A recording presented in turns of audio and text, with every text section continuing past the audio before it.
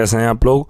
तो friends, BPSC TRE 4 का आप लोग अगर तैयारी कर रहे हैं तो यह क्लास आप लोगों के लिए बहुत ही इम्पॉर्टेंट होने वाला है, क्योंकि इस क्लास में मैं मॉडर्न हिस्ट्री का पूरा कंप्लीट एक वीडियो में आप लोगों को करवाने वाला हूं। अगर आप लोग यह क्लास देख लेते हैं तो मैं आपको गारंटी के साथ कहता हूं कि मॉडर्न हिस्ट्री में आपका एक भी प्रश्न नहीं छूटेगा।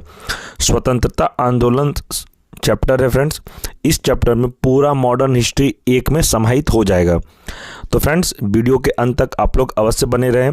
आप किसी भी क्लास का तैयारी कर रहे हैं, चाहे प्राइमरी का तैयारी कर रहे हैं, 6 to 8, 9, 10, 11, 12, सभी क्लास के लिए यह मॉडर्न हिस्ट्री का क्लास इंपॉर्टेंट है। आप सभी के लिए आपको पता होना चाहिए कि बीपीएससी टीआरई 3 में प्राइमरी जो क्लास है आपका 1 to 5 क्लास के लिए जो आप लोग एग्ज़ाम देंगे, उसमें से मॉडर्न हिस्ट्री से कम 18 प्रश्न को पूछा गया था। तो आने वाले जो एग्ज़ाम है टीआरई 4, उसमें भी आपको प्राइमरी में कम से कम 18 से 19 प्रश्न एग्ज़ाम में देखने को मिलेगा। अगर आप लोग यह क्लास देख लेते हैं तो मैं आपको यकीन दिलाता हूँ मॉडर्न हिस्ट्री में आपका एक भी प्रश्न नहीं छूटेगा, क्योंकि यह क्लास एनसीईआरटी आधारित आप लोग को करवाया जाएगा क्वेश्चन आंसर, जो कि आप लोगों के एग्ज़ाम के लिए इम्पॉर्टेंट होगा।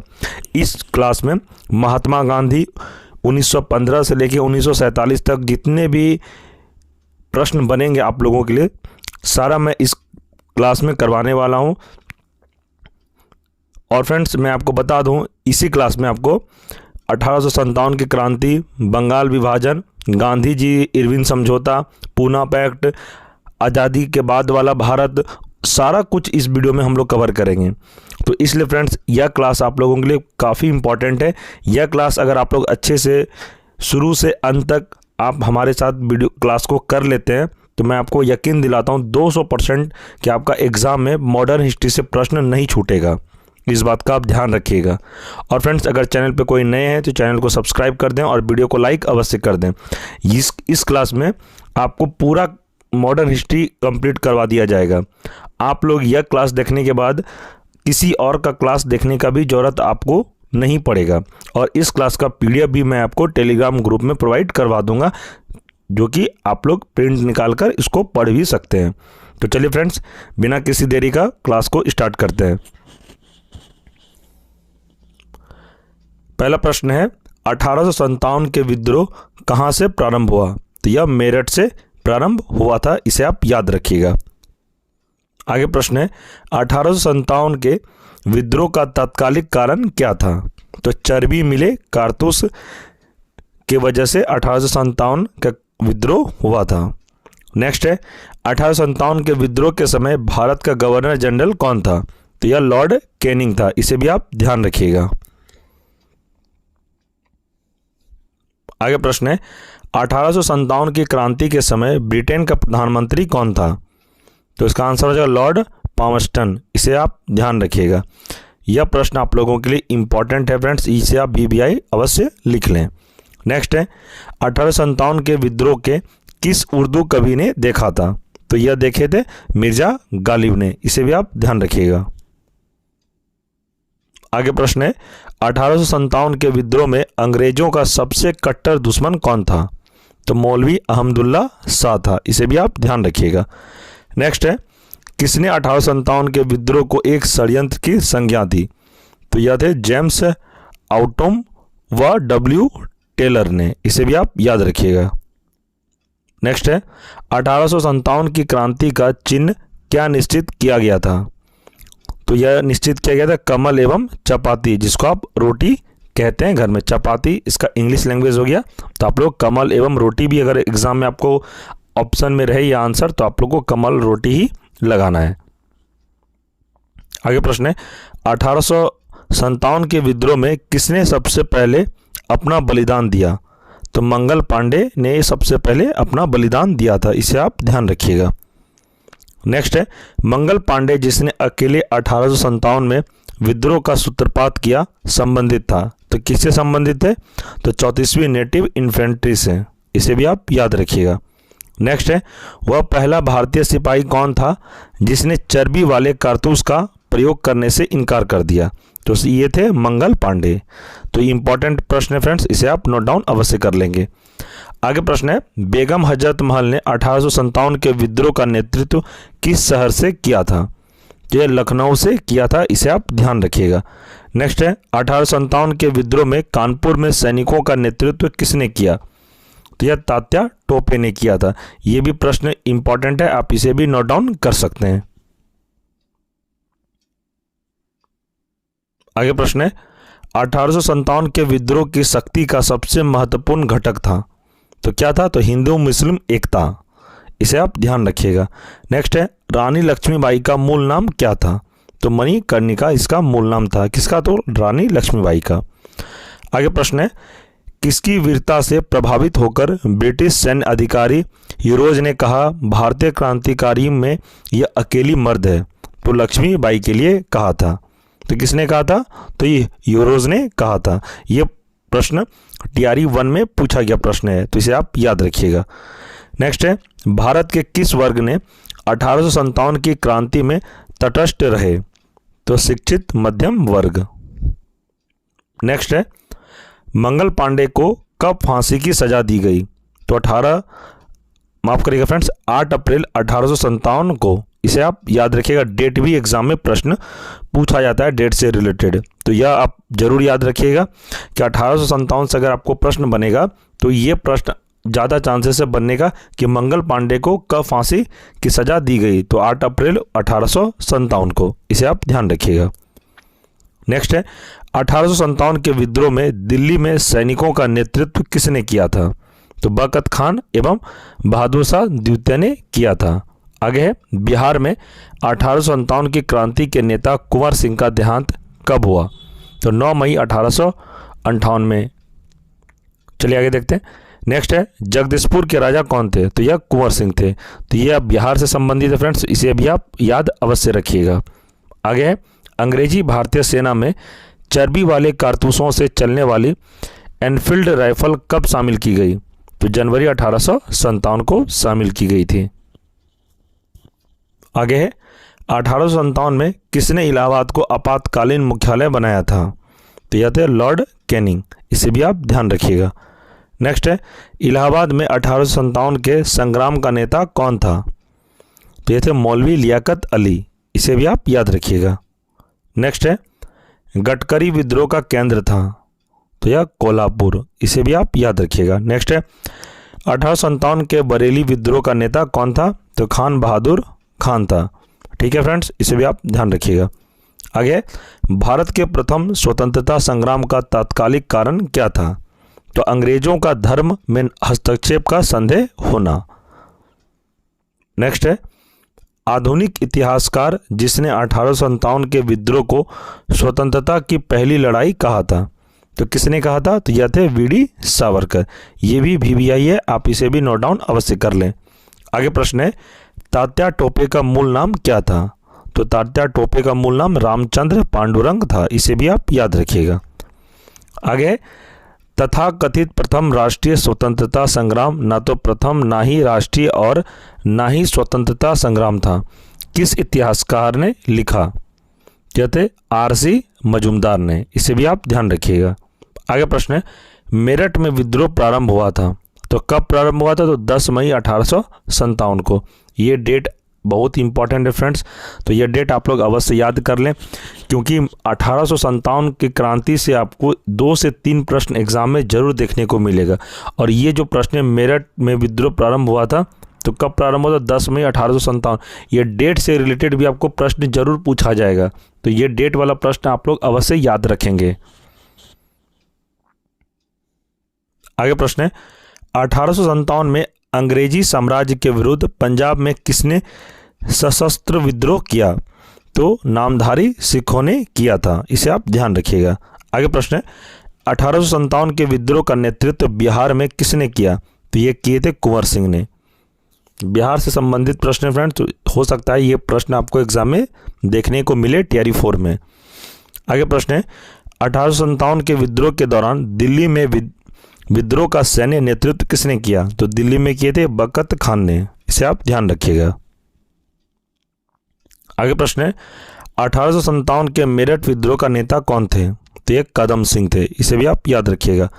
आगे, मेरठ के विद्रोही सैनिकों ने कब दिल्ली पहुंचकर दिल्ली पर अधिकार कर लिया और मुगल सम्राट बहादुर शाह द्वितीय को भारत का सम्राट घोषित कर दिया? यह थे 12 मई 1857 ईस्वी को। इसे आप ध्यान रखिएगा। नेक्स्ट है, बिहार के जगदीशपुर में विद्रोह के दमन का श्रेय किस ब्रिटिश अधिकारी को है? तो यह टेलर व विसेंट आयर को। इसे आप ध्यान रखिएगा। नेक्स्ट है, 1857 के विद्रोह के क्रम में दिल्ली के दमन करने में किस ब्रिटिश सैन्य अधिकारी की मृत्यु हो गई? तो यह थे निकलसन की। इसे आप ध्यान रखिएगा। आगे प्रश्न है, किस स्थान पर हुए विद्रोह के दमन के दौरान ब्रिटिश सैन्य अधिकारी हेवलॉक की मृत्यु हो गई? तो लखनऊ में। इसे भी आप याद रखिएगा। नेक्स्ट है, सर्वप्रथम किसने 1857 के विद्रोह के तुरंत बाद इसे एक राष्ट्रीय विद्रोह की संज्ञा दी? क्या थे? बेंजामिन डिज़रायली ने। ये ब्रिटिश जो थे, जहाँ जैसे भारत में पक्ष और विपक्ष कैसे होता है, तो डिज़रायली जो थे 1857 का क्रांति जब भारत में हुआ तो ब्रिटेन में ये डिज़रायली विपक्ष में थे, तो इन्होंने पूरा इनका विरोध किया था और इन्होंने ही कहा था जो 1857 की क्रांति ये नहीं होना चाहिए। जैसे भारत में पक्ष विपक्ष कैसे होता है, तो ब्रिटेन में भी विपक्ष में कौन थे? तो डिज़रायली थे। ये प्रश्न भी आपको एग्जाम में पूछा जा सकता है। आगे प्रश्न है, यह विद्रोह भारत की स्वतंत्रता के लिए सुनियोजित युद्ध था। 1857 की क्रांति के संबंध में किसने कहा यह? तो यह कहा था वीडी सावरकर ने। इसे भी आप ध्यान रखिएगा। आगे प्रश्न है, किसने कहा कि 1857 की क्रांति आरंभ में सैनिक विद्रोह था जो बाद में राष्ट्रीय विद्रोह स्वतंत्रता संग्राम में परिणत हो गया? यह एसएन सेन ने। इसे आप याद रखिएगा। आगे प्रश्न है, 1857 के संदर्भ में किसने कहा कि ब्रिटिश शासन को उखाड़ फेंकने के लिए भारतीय जनता की क्रांति है? तो यह कहा था कार्ल मार्क्स ने। इसे भी आप ध्यान रखिएगा।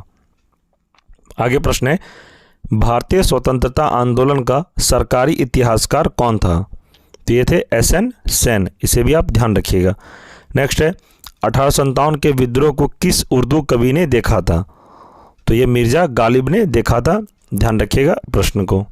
आगे है, the first Indian bar of independence के लेखक कौन है? तो कार्ल मार्क्स हैं। ठीक है फ्रेंड्स, चलिए आगे। और है, the college of the Indian revolt के लेखक कौन थे? तो सैयद अहमद खान थे। जितने भी मैं आपको प्रश्न करवा रहा हूँ फ्रेंड्स, ये सभी TRE 4 के लिए इम्पॉर्टेंट है और यहीं से आपको प्रश्न एग्जाम में देखने को मिलेगा, क्योंकि 1857 की क्रांति से मैं 1950 तक आपको इस क्लास में कंप्लीट करवाऊंगा, जो कि आप लोगों के लिए काफ़ी इम्पॉर्टेंट है। तो ठीक है फ्रेंड्स, आप लोग वीडियो के अंत तक अवश्य बने रहें। कुछ होते हैं स्टूडेंट लाइव सेशन में ज़रूर जुड़ते हैं, लेकिन वो बीच में ही हट जाते हैं। तो फ्रेंड्स, आप लोग अगर तैयारी सीरियस होकर कर रहे हैं तो आप हमसे पूरा TRE 4 का तैयारी कर सकते हैं। मैंने बहुत सारा क्लास चैनल पर करवा रखा है। आप लोग अगर नहीं देखें तो चैनल पर विजिट करें और प्लेलिस्ट सभी का देख के शुरू से क्लास आप लोग कर सकते हैं। चलिए आगे बढ़ते हैं। किसे 1857 के विद्रोह की सबसे कमज़ोर कड़ी के रूप में देखा जाता है? तो यह है बहादुर शाह जफर को। आगे प्रश्न है, 1857 के विद्रोह की असफलता के बाद मुगल बादशाह बहादुर शाह द्वितीय को कहाँ व किसने गिरफ्तार किया? तो हुमायूं के कब्र के पास लेफ्टिनेंट हडसन ने गिरफ्तार किया था। इसे आप ध्यान रखिएगा। आगे प्रश्न है, 1857 के विद्रोह की असफलता के बाद बहादुर शाह द्वितीय को कहाँ निर्वासित कर दिया गया? तो यह रंगून में कर दिया गया था। आगे है, वह कौन सा सेनापति था जिसकी 1857 के विद्रोह को दबाने में महत्वपूर्ण भूमिका रही? तो यह थे कैम्पबेल का। इसे आप ध्यान रखिएगा। आगे बढ़ते हैं। प्रश्न है, 1857 में किस विद्रोही नेता को अंग्रेजों द्वारा बंदी बनाकर मार दिया गया? तो यह थे तात्या टोपे को। आगे प्रश्न है, 1857 के विद्रोह में अंग्रेजों का सबसे कट्टर दुश्मन कौन था? तो मौलवी अहमदुल्ला शाह था। इसे भी आप याद रखिएगा। आगे प्रश्न है, 1857 के विद्रोह को एक षड्यंत्र की संज्ञा किसने दी? ये दिए थे जेम्स आउट्रम व W टेलर ने। इसे भी आप याद रखिएगा। आगे प्रश्न है 1857 के स्वतंत्रता संग्राम के समय इंग्लैंड के शाही तख्त पर कौन विराजमान था? तो महारानी विक्टोरिया, इसे ध्यान रखिएगा। आगे प्रश्न है कि 1857 के प्रथम स्वाधीनता संग्राम के स्वतंत्रता सेनानियों में महक परी का उपनाम किसे दिया गया था? तो ये दिया गया था जीतन महल को। आगे है बैरकपुर के परेड ग्राउंड में मंगल पांडे ने किस पर गोली चलाई थी? तो यह जनरल हर्षी पर मंगल पांडे ने गोली चलाई थी, इसे आप ध्यान रखिएगा। आगे प्रश्न है भारतीय स्वतंत्रता आंदोलन का सरकारी इतिहासकार कौन था? तो एसएन सेन था। नेक्स्ट है महारानी विक्टोरिया ने भारतीय प्रशासन को ब्रिटिश ताज को नियंत्रण में लेने की घोषणा कब की? तो 1 नवंबर 1858 को, इसे आप ध्यान रखिएगा।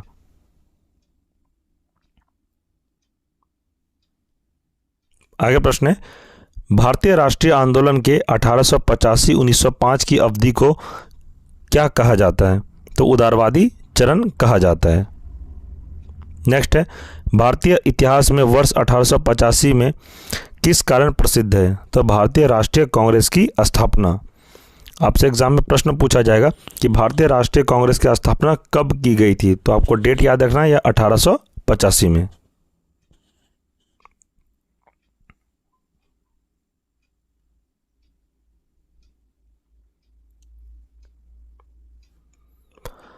आगे अब देखते हैं। अब यहाँ से हम लोग कांग्रेस से संबंधित जितने भी इम्पोर्टेंट प्रश्न होंगे, अब हम लोग कांग्रेस से संबंधित सारे प्रश्न को करेंगे। और यह भी प्रश्न जो है कांग्रेस संबंधित, ये सभी प्रश्न आपके लिए तैयारी 4 के लिए इम्पोर्टेंट होगा। और यहाँ से जो हम लोग कांग्रेस अधिवेशन, कब कांग्रेस का आपस में फूट हुआ था, सूरत अधिवेशन, लखनऊ अधिवेशन, सारे को हम लोग इस वीडियो में कवर करेंगे। तो फ्रेंड्स, आप लोग वीडियो के अंत तक अवश्य बने रहें। जो कोई भी तैयारी 4 का सीरियस होकर तैयारी कर रहे हैं, मैं यकीन दिलाता हूं अगर वो मेरे साथ तैयारी करेंगे तो मैं आपको 100% आपका रिजल्ट हो जाएगा। मैं उतना ही आपको पढ़ा रहा हूं जितना आपके लिए इम्पोर्टेंट है। तो चलिए शुरू करते हैं। आधुनिक भारतीय इतिहास में गोकुलदास तेजपाल संस्कृत महाविद्यालय क्यों प्रसिद्ध है? तो भारतीय राष्ट्रीय कांग्रेस का प्रथम अधिवेशन के कारण, इसे आप ध्यान रखिएगा।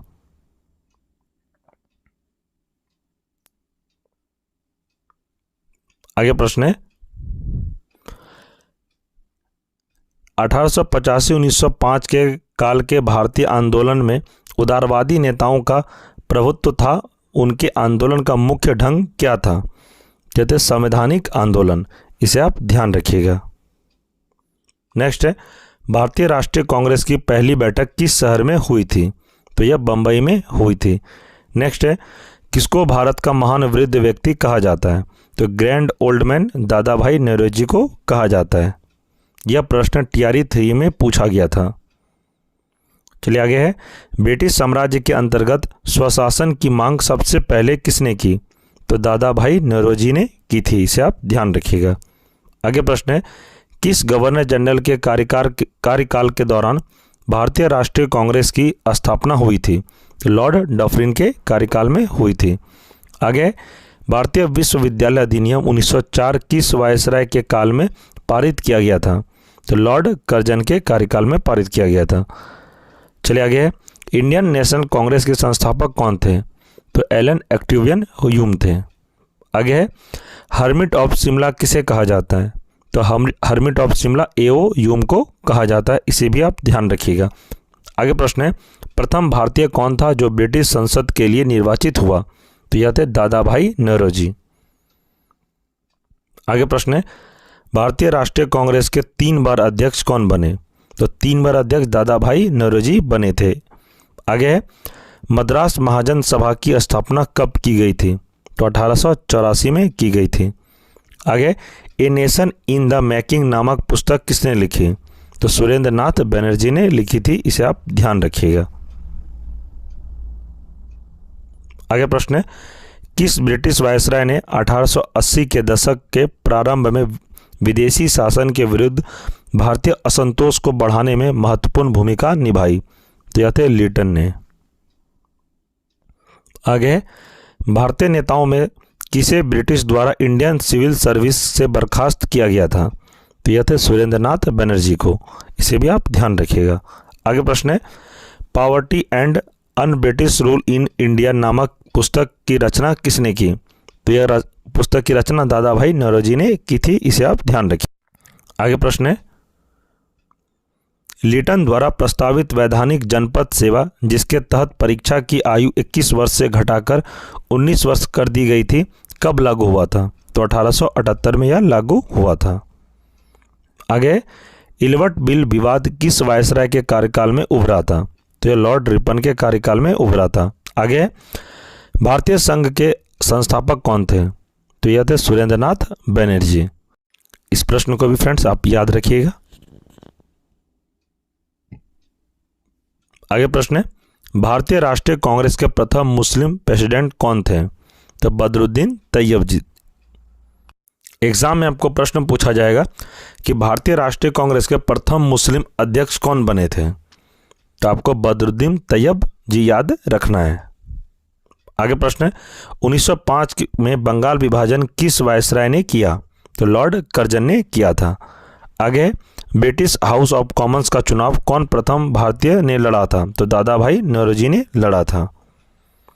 आगे, किसने कहा था कांग्रेस पतन के लिए लड़खड़ा रही है? मेरी सबसे बड़ी अभिलाषा जब तक मैं भारत में हूँ कांग्रेस की शांतिपूर्ण समाप्ति में सहयोग करना है। ये कथन थे लॉर्ड कर्जन के। आगे, भारतीय राष्ट्रीय कांग्रेस के 1905 के बनारस अधिवेशन के अध्यक्ष कौन थे? 1905 के? तो ये गोपाल कृष्ण गोखले थे। आगे, 1905 में भारत सेवक मंडल की स्थापना किसने की?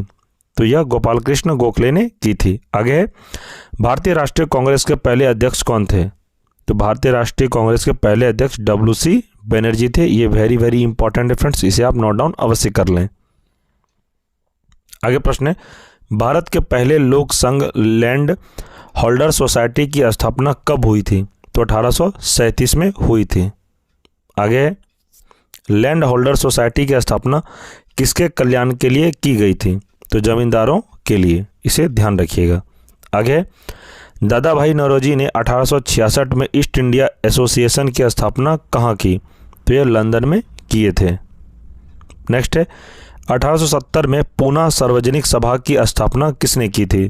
तो महादेव गोविंद रनाडे ने की थी, इसे भी आप ध्यान रखिएगा। नेक्स्ट है, किसने 1875 में हाउस ऑफ कॉमन्स में एक याचिका प्रस्तुत करते हुए ब्रिटिश संसद में भारत के प्रत्यक्ष प्रतिनिधित्व की मांग की? तो ये थे दी डक्कन एसोसिएशन, इसे भी आप याद रखिएगा, इंपॉर्टेंट हो सकता है TRE 4 के लिए।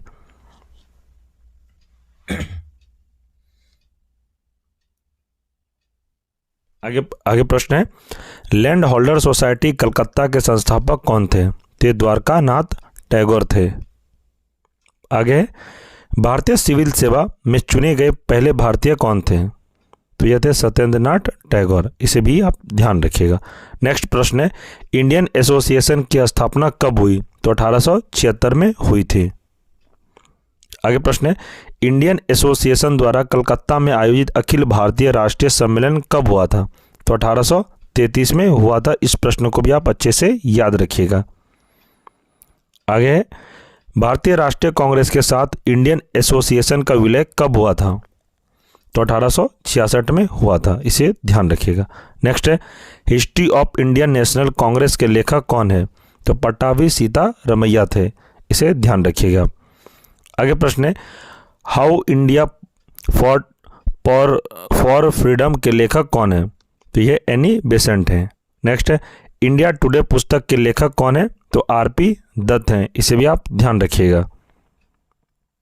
नेक्स्ट प्रश्न है, भारतीय राष्ट्रीय कांग्रेस के प्रथम सत्र की बैठक में कितने प्रतिनिधियों ने भाग लिया था?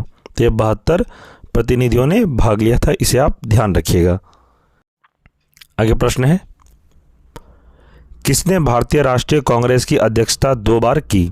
तो भारतीय राष्ट्रीय कांग्रेस की अध्यक्षता 2 बार किसने की थे? तो वेडरबर्न ने की थे। नेक्स्ट है, किसने कहा ब्रिटिश शासन एक अस्थायी बढ़ता हुआ विदेशी आक्रमण है जो धीरे धीरे ही सही मगर पूरी तरह देश को नष्ट कर दे रहा है? तो यह कथन थे दादा भाई नौरोजी के। आगे, किसने एक सार्वजनिक भाषण में राष्ट्रीय कांग्रेस पर हमला किया तथा उसे जनता के एक बहुत सूक्ष्म भाग का प्रतिनिधित्व बताकर उसकी हंसी उड़ाई। तो यह थे डफरिन ने। आगे प्रश्न है, किसने कहा मुझे खुशी है कि कांग्रेस बराबर नीचे की ओर जा रही है क्योंकि यह राष्ट्रद्रोही संस्था है और इसके नेता संदिग्ध चरित्र के लोग हैं। तो यह कहा था एल्गिन द्वितीय ने। इसे भी आप ध्यान रखिएगा। आगे प्रश्न है, किसने कहा राजा जनता के लिए बने हैं, जनता राजा के लिए नहीं बनी है। यह कहा था दादा भाई नौरोजी ने। ये प्रश्न फ्रेंड्स इंपॉर्टेंट हो सकता है आपके TRE 4 के लिए, क्योंकि दादा भाई नौरोजी से TRE 3 में मैंने देखा था 3 से 4 प्रश्न एग्जाम में पूछा गया था, खासकर प्राइमरी में। आप लोग अगर प्राइमरी का तैयारी कर रहे हैं, कोई स्टूडेंट, जितने भी स्टूडेंट हैं प्राइमरी के, तो आप लोग मॉडर्न हिस्ट्री पे ज़्यादा से ज़्यादा फोकस करेंगे, क्योंकि आपका मॉडर्न हिस्ट्री का सबसे ज़्यादा वेटेज रहता है एग्ज़ाम में। अगर आप मॉडर्न हिस्ट्री में चाहेंगे तो 18 में 18 भी सही कर सकते हैं। 1-2 प्रश्न को छोड़कर आपको 16-17 प्रश्न जरूर टच करना है और सही सही बनाना है, क्योंकि मॉडर्न हिस्ट्री उतना भी हार्ड नहीं है जितना आप लोग समझ रहे हैं। ये जो मैं आपको क्लास करवा रहा हूँ, अगर आपको एक बार में समझ में नहीं आएगा तो आप दोबारा रिपीट करके अवश्य देख लीजिएगा। चैनल पर अपलोड ही रहेगा, मैं प्लेलिस्ट बना दूंगा। ठीक है फ्रेंड्स, चलिए आगे फ्रेंड्स चलिए प्रश्न की ओर बढ़ते हैं। प्रश्न है, उदारवादियों की कार्य पद्धति को किसने भिखमंगी राजनीति की संज्ञा दी। तो यह दिए थे उग्रवादियों ने। आगे है, किसने कहा था हमें मर्दों की तरह खुलकर कहना चाहिए कि हम अपनी मज्जा तक राजभक्त हैं, हमें अंग्रेजी राज्य से हुए फायदों का ज्ञान है। तो ये कहा था दादा भाई नौरोजी ने। चलिए आगे और प्रश्न देखते हैं। आगे प्रश्न है, किसने कहा था भारतवर्ष तलवार के बल पर जीता गया था और तलवार के बल पर ही उसे ब्रितानी कब्जे में रखा जाएगा।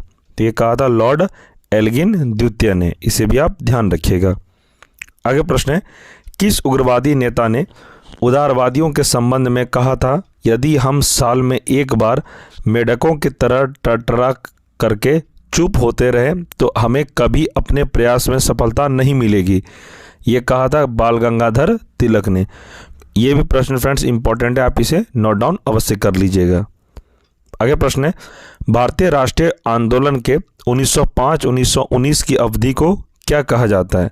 तो उग्रवादी चरण कहा जाता है। नेक्स्ट है, भारत में उग्र राष्ट्रीयता के जन्मदाता किसे माना जाता है। तो यह बाल गंगाधर तिलक को माना जाता है। इसे आप ध्यान रखिएगा। नेक्स्ट है, वर्ष 1905 के बंगाल विभाजन के समय वायसराय कौन था। तो बंगाल विभाजन के समय वायसराय लॉर्ड कर्जन था। इसे ध्यान रखिएगा। नेक्स्ट है, भारत में लॉर्ड कर्जन के प्रशासन की तुलना औरंगजेब से किसने की। तो गोपाल कृष्ण गोखले ने की थी। नेक्स्ट है, स्वराज मेरा जन्मसिद्ध अधिकार है और मैं इसे लेकर रहूंगा। यह कथन किसने कहा। तो बाल गंगाधर तिलक ने। यह प्रश्न TRE 3 प्राइमरी में पूछा गया प्रश्न था, इसलिए हो सकता है TRE 4 में भी रिपीट करके आपसे पूछा जा सकता है। आगे है, भारत में गर्म दलीय आंदोलन का पिता किसे कहा जाता है। तो यह बाल गंगाधर तिलक को कहा जाता है। नेक्स्ट है, कौन पहले एक क्रांतिकारी थे जो बाद में एक योगी और दार्शनिक बन गए। यह थे अरविंदो घोष। नेक्स्ट है, अलीपुर बम कांड में अरविंद घोष का बचाव किस वकील ने किया था। तो CR दास ने किया था। CR का फुल फॉर्म होता है चित्तरंजन दास। एग्जाम में आपको चित्तरंजन दास भी मिलेगा, तो आप लोग को चित्तरंजन दास ही लगाना है आंसर। आगे बढ़ते हैं। प्रश्न है, भारत में मुस्लिम लीग की स्थापना कब हुई थी। तो 1906 में हुई थी। नेक्स्ट है, बाल गंगाधर द्वारा शुरू की गई साप्ताहिक पत्रिका कौन सी थी। तो यह थे केसरी। इसे भी आप ध्यान रखिएगा। नेक्स्ट है, शेरे पंजाब किसका उपनाम है। तो शेरे पंजाब लाला लाजपत राय का उपनाम है। इसे आप याद रखिएगा। नेक्स्ट है, अल हिलाल समाचार पत्र किसके द्वारा राष्ट्रीयता के प्रचार के लिए शुरू किया गया था। तो क्या कहते अबुल कलाम आज़ाद द्वारा। इसे आप ध्यान रखिएगा। नेक्स्ट है, भारतीय राष्ट्रीय कांग्रेस का प्रथम विभाजन कब हुआ था? तो 1907 में हुआ था। आगे बढ़ते हैं। और मुस्लिम लीग की स्थापना का श्रेय किसे जाता है? तो मुस्लिम लीग की स्थापना का श्रेय सलीम उल खान को जाता है, इसे आप ध्यान रखिएगा। नेक्स्ट है, बंगाल विभाजन के विरुद्ध विद्रोह का नेतृत्व किसने किया था? तो सुरेंद्र नाथ बनर्जी ने किया था, इसे भी आप याद रखिएगा। नेक्स्ट है, बंगाल का विभाजन कब हुआ? तो बंगाल का विभाजन 16 अक्टूबर 1905 को हुआ था। ये डेट भी आप लोग को याद रखना है, एग्जाम में पूछा जाता है। नेक्स्ट है, 1911 में किसने बंगाल विभाजन रद्द किया? ये प्रश्न भी TRE 3 में पूछा गया प्रश्न था फ्रेंड्स, प्राइमरी में। जो कोई भी एग्ज़ाम दिए होंगे उनको पता होगा, जो मैं प्रश्न बोल रहा हूँ कोई TRE 3 में पूछा गया था, तो आप लोग को देख रहे होंगे, जो कोई भी एग्ज़ाम दिए होंगे TRE 3 का उनको पता होगा ये सब प्रश्न TRE 3 में प्राइमरी में पूछा गया था। तो आप लोग एग्ज़ाम लगाए होंगे आंसर, लॉर्ड हार्डिंग द्वितीय ने बंगाल विभाजन को रद्द किया था, इसे आप याद रखिएगा। नेक्स्ट है, किस नेता ने 1906 में कलकत्ता कांग्रेस अधिवेशन की अध्यक्षता की थी? तो यह थे दादा भाई नौरोजी ने, इसे भी आप ध्यान रखिएगा। नेक्स्ट है, बिहार बंगाल से कब अलग हुआ? तो बिहार बंगाल से 1912 में अलग हुआ था। नेक्स्ट है, गदर पार्टी की स्थापना कब हुई? तो गदर पार्टी की स्थापना 1913 में हुई थी। आगे है, किसने ऑल इंडिया मुस्लिम लीग की स्थापना की थी? तो नवाब सलीमुल्लाह खान ने की थी। नेक्स्ट है, किसने भारतीय राष्ट्रीय कांग्रेस के विरुद्ध अनुनय विनय और विरोध की राजनीति का दोष लगाया था? तो ये लगाया था बाल गंगाधर तिलक ने। आगे है, वंदे मातरम किस भारतीय राष्ट्रीय आंदोलन का शीर्ष गीत बना? तो स्वदेशी आंदोलन के। ये प्रश्न भी आप याद रखिएगा, VVI हो सकता है आपके TRE 4 के लिए। आगे प्रश्न है, कीरा भारतीय को अशांति के जनक के रूप में जाना जाता है? तो बाल गंगाधर तिलक को, इसे आप ध्यान रखिएगा। नेक्स्ट है, अभिनव भारत नामक अंग्रेज विरोधी संगठन की स्थापना किसने की थी? तो VD सावरकर ने की थी, इसे आप याद रखिएगा। आगे प्रश्न है, 1904 में क्रांतिकारी संगठन अभिनव भारत संगठित किया गया था? तो यह महाराष्ट्र में किया गया था, इसे भी आप ध्यान रखिएगा। तो फ्रेंड्स, जो मैं आपको अभी प्रश्न करवा रहा हूँ और आगे भी बहुत सारे प्रश्न भी है, ये सारे प्रश्न आपके TRE 4 के लिए मैं करवा रहा हूँ। आप अगर 6 to 8 का तैयारी कर रहे हैं, 9th 10th 11th 12th, आप लोग का जनरल पेपर 40 नंबर का आता है, जिसमें से कि 8 से 9 प्रश्न आपको सिर्फ मॉडर्न हिस्ट्री से ही देखने को मिलेगा। तो ये नहीं सोचना है आपको कि हमारे लिए इम्पोर्टेंट नहीं है, ये सभी क्लास के लिए इम्पोर्टेंट है। मॉडर्न हिस्ट्री कोई भी क्लास का आप लोग तैयारी कर रहे हैं, किसी भी सब्जेक्ट का, आपको मॉडर्न से प्रश्न एग्जाम में जरूर देखने को मिलेगा। आप इस बात को लिख लीजिए। और फ्रेंड्स, जितना मैं अभी तक क्लास करवाया हूँ, मैं ओरिजिनल कंटेंट आपको दे रहा हूँ और सिलेक्टिव कंटेंट दे रहा हूँ। इतना ही कंटेंट आप पढ़िए, एग्ज़ाम आपका क्वालिफाई हो जाएगा। मैंने चैनल पर NCERT बेस्ड आधारित बहुत सारे क्लासेस मैंने करवाया है चैप्टर वाइज। अगर आप लोग नहीं देखें तो चैनल पर प्लेलिस्ट बना हुआ है, आप लोग अवश्य देख लीजिएगा। और आगे भी मैं आपको TRE 4 तक क्लास करवाऊंगा और आपको उतना ही मैं पढ़ाऊंगा जितना आप लोगों के लिए इम्पोर्टेंट हो एग्ज़ाम के लिए। एक्स्ट्रा चीज़ मैं नहीं पढ़ाता और ना पढ़ाऊंगा। आप लोग बहुत सारे चैनल में देखे होंगे कि बहुत एक्स्ट्रा चीज़ पढ़ाया जा रहा है, बट मैं वो नहीं पढ़ाऊंगा। आपके लिए जो इम्पोर्टेंट होगा बस मैं उतना ही आपको क्लास करवाऊंगा, इस बात का आप ध्यान रखिएगा। और फ्रेंड्स, जितने भी मैंने अभी तक क्लास करवाया सभी का PDF नोट्स मैंने टेलीग्राम ग्रुप में प्रोवाइड करवा दिया है। अगर आप लोग नहीं देखें टेलीग्राम ग्रुप को तो टेलीग्राम ग्रुप आज ही ज्वाइन करें और आपको सारा PDF नोट्स मिल जाएगा। और आगे भी आप लोग ग्रुप से ज़रूर जुड़े रहें ताकि जितने भी मैं PDF नोट्स आपको प्रोवाइड कराऊँ तो आपको सारा मिलता रहे ग्रुप में, यानी कि टेलीग्राम ग्रुप में। तो ठीक है फ्रेंड्स, आप लोग ग्रुप को ज्वाइन अवश्य कर लेंगे। चलिए प्रश्न की ओर बढ़ते हैं। प्रश्न है, 1908 में बाल गंगाधर तिलक को कितने वर्ष की जेल हुई? तो 6 वर्ष की जेल हुई थी। नेक्स्ट है, अतिवादियों व उदारवादियों के पुनर्मिलन की प्रक्रिया के प्रमुख शिल्पीकार थी? तो यह एनी बेसेंट थे। आगे प्रश्न है, भारतीय क्रांति की जननी किसे कहा गया है? तो भारतीय क्रांति की जननी मैडम भिकाजी रुस्तम कामा को कहा गया है।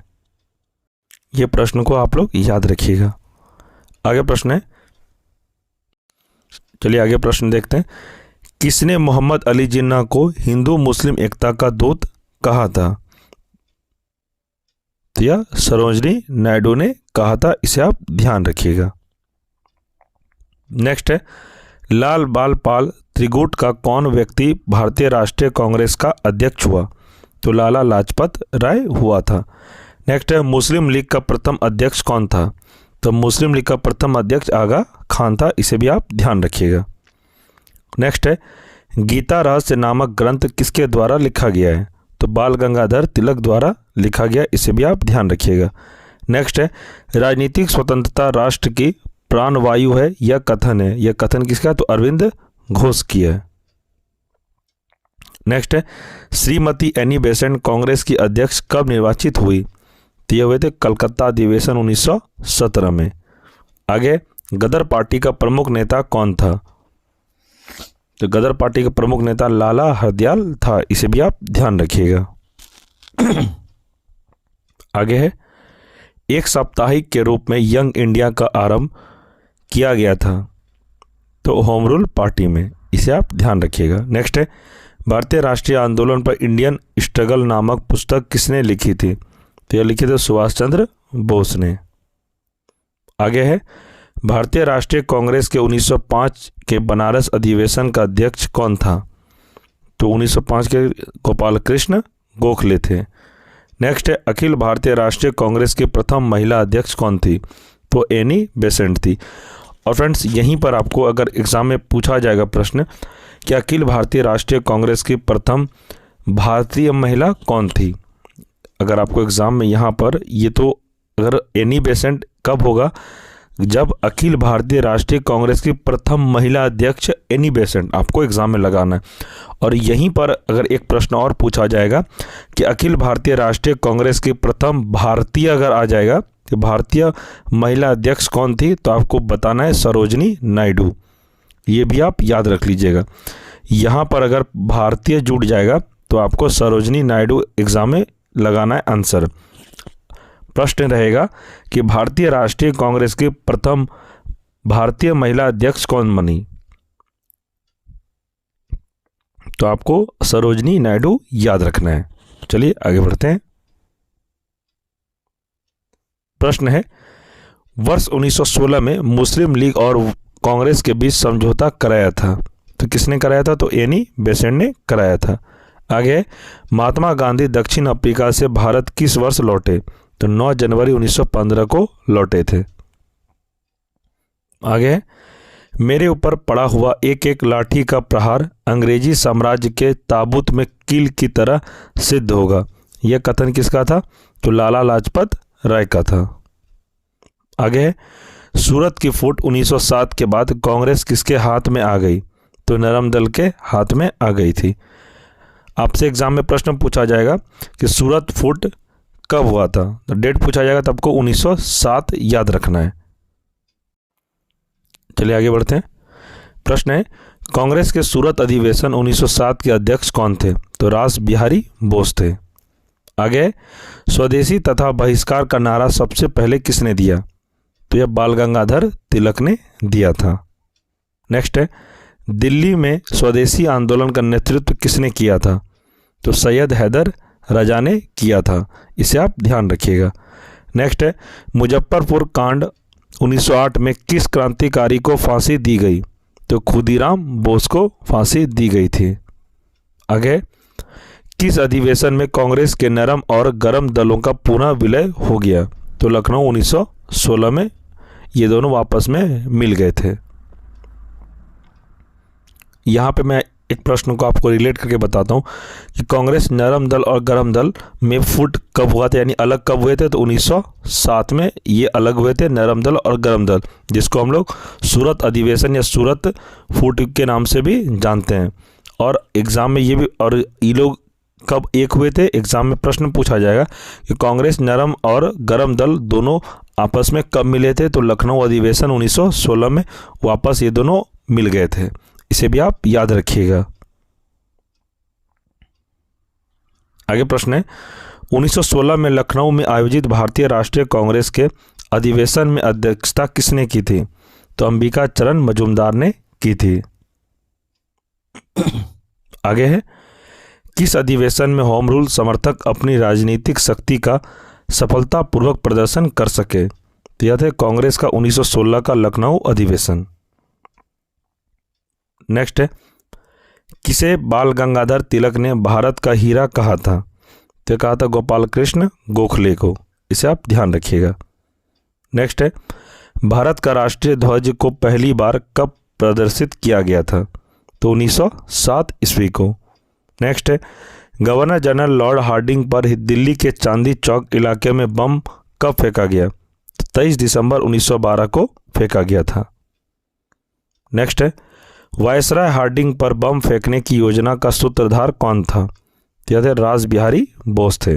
नेक्स्ट है, भारत के बाहर सक्रिय सबसे पुरानी क्रांतिकारी संस्था कौन थी? यह थे इंडियन होम रूल सोसाइटी। इसे आप ध्यान रखिएगा। नेक्स्ट है, भारत से बाहर सर्वप्रथम कहां पर अंतरिम भारत सरकार की स्थापना की गई? यह है अफगानिस्तान में। नेक्स्ट है, दिसंबर 1915 में अफगानिस्तान में अंतरिम भारत सरकार की स्थापना किसने की? तो राजा महेंद्र प्रताप ने की थी। नेक्स्ट है, अफगानिस्तान में गठित अंतरिम भारत सरकार का प्रधानमंत्री कौन था? तो यह बरकतुल्ला था। इसे भी आप याद रखिएगा। नेक्स्ट है, गदर आंदोलन अमेरिका के किस शहर से शुरू हुआ? तो सैन फ्रांसिस्को से यह शुरू हुआ था। इसे भी आप याद रखिएगा। नेक्स्ट है, होम रूल लीग आंदोलन की प्रेरणा कहाँ से ली गई? तो यह ली गई थी आयरलैंड से। इसे आप ध्यान रखिएगा। नेक्स्ट है, मार्ले मिंटो रिफॉर्म्स को किस वर्ष में प्रस्तुत किया गया था? तो 1909 में प्रस्तुत किया गया था। नेक्स्ट है, भारतीय परिषद अधिनियम 1909 का सर्वग्राह्य नाम क्या था? तो मार्ले मिंटो सुधार था। इसे भी आप याद रखिएगा। आगे प्रश्न है, वर्ष 1909 में मैडम बिकाजी रुस्तम कामा पेरिस में कौन सा समाचार पत्र प्रकाशित करती थी? तो इसका आंसर हो जाएगा पैट्रियट। नेक्स्ट है, 1916 में मद्रास में होम रूल मूवमेंट के प्रवर्तक कौन थे? तो एनी बेसेंट थे। इसे आप याद रखिएगा। नेक्स्ट है, अनुशीलन समिति संबंध है तो किससे संबंध है? तो बीडी सावरकर से। यह प्रश्न भी टीआरई 3 में पूछा गया था। नेक्स्ट है, किस गवर्नर जनरल के समय 1911 में भारत की राजधानी कोलकाता से दिल्ली हस्तांतरित करने की घोषणा की गई? तो यह लॉर्ड हार्डिंग द्वितीय। नेक्स्ट है, महाराष्ट्र में गणपति उत्सव आरंभ करने का श्रेय किसे प्राप्त है? तो बाल गंगाधर तिलक को यह श्रेय प्राप्त है। इसे आप ध्यान रखिएगा। नेक्स्ट है, तिलक भारतीय अशांति के जनक थे। किसने कहा था यह?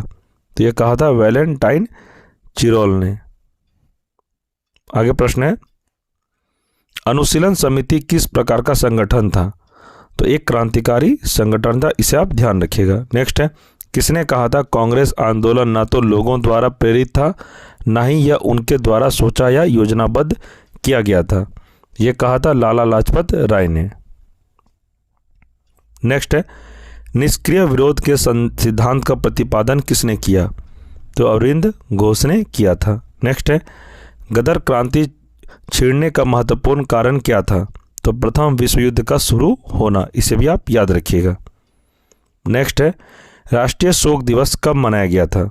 तो राष्ट्रीय शोक दिवस कब मनाया गया था? तो बंगाल विभाजन लागू होने के दिन राष्ट्रीय शोक मनाया गया था।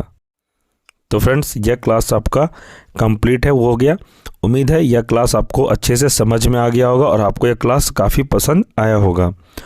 और फ्रेंड्स, यह क्लास आप एक बार में अगर मैंने जो अभी पढ़ा है आपको समझ में नहीं आया तो ये क्लास आप रिपीट करके देख लीजिएगा, सारा आपको क्लास समझ में आ जाएगा। इसमें से आप पढ़े 1857 का क्रांति, भारतीय राष्ट्रीय कांग्रेस, उसके बाद कांग्रेस में कब फूट हुआ, फिर कांग्रेस कब 1916 में कांग्रेस आपस में गरम दल और नरम दल एक हुए। आप लोगों ने पढ़ा स्वराज जन्म सिद्ध अधिकार है मेरा। उसके बाद कौन से वायसराय इसका क्या कथन था, गांधी जी से संबंधित प्रश्न हम लोगों ने देखा। और फ्रेंड्स यह क्लास आप लोगों के लिए काफ़ी इम्पोर्टेंट साबित हुआ और मैं आपको यकीन दिलाता हूँ यह क्लास आप अच्छे से अगर 2 से 3 बार देख लेंगे तो आपका एक भी प्रश्न यहाँ से नहीं छूटेगा। क्योंकि फ्रेंड्स ये क्लास भी मैंने पहले करवाया था TRE 3 TRE 2 के वक्त, बहुत से लोगों को यह क्लास पसंद आया था। और फ्रेंड्स मैं आपको यकीन दिलाता हूँ यह क्लास आप अच्छे से पढ़ लेंगे, 2 से 3 बार याद कर लेंगे तो 200% मैं कहता हूँ आपका एक भी प्रश्न एग्जाम में नहीं छूटेगा। ये क्लास प्राइमरी 6 to 8, 11, 12 और 9th 10th सभी के लिए, खासकर जो प्राइमरी में सबसे ज़्यादा मॉडर्न हिस्ट्री का वेटेज रहता है 18 प्रश्न, तो आप लोग को ज़्यादा ध्यान देना है मॉडर्न हिस्ट्री में।